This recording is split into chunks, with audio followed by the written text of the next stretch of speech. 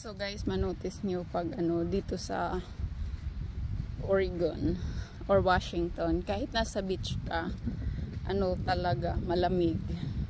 So ngayon naglalakad-lakad tayo, naka long sleeve pero nasa beach ka. Yan.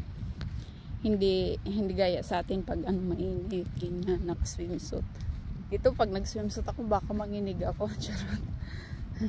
So naglakad-lakad ako dito sa beach. Ayan. Ito yung ikot lang ako, punta ako doon sa likod niyan. Samahan nyo ako. Mag-exercise tayo tuwing umaga.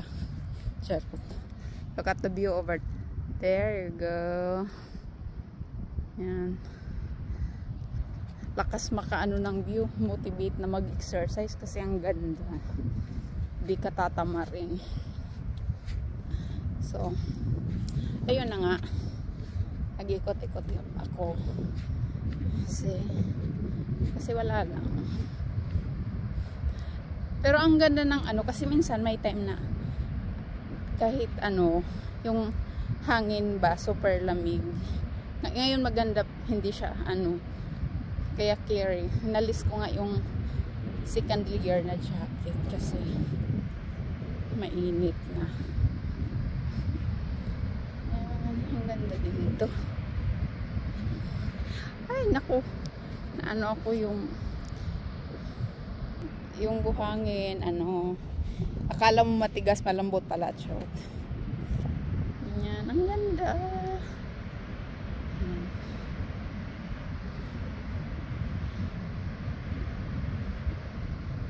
Walang tao dito, kami lang. Kasi hindi siya madaling hindi siya parang madaling puntahan kasi kailangan mo ng boat. Galing ka doon sa mga bahay na yun.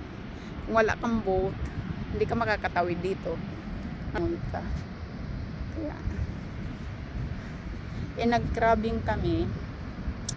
Kaya yun, habang kami ng mga pots, yung mga trap namin, iniwan namin, tapos dito kami nag-aantay. Yung asawa ko nasa parkingan kasi ayaw niya sumama. Tinatamad, andun siya nag-aantay din sa amin. Kami yung andito, yung anak niya, pamilya ng anak niya, tapos kami ng mga bata. Ang ganda ng view, diba?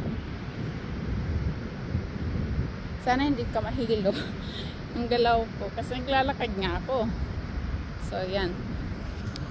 So parang siya yan, na siya, talagang dagat na yan. Yung tapos paikot, ganyan. So kung nasaan kami ngayon, para siyang island na malapit, pero malapit lang sa ba yan, sa mainland. So yan, ganyan. So, dito na ako. Magpapahinga muna ako. Ayan. Thank you sa pagsama sa aking adventure.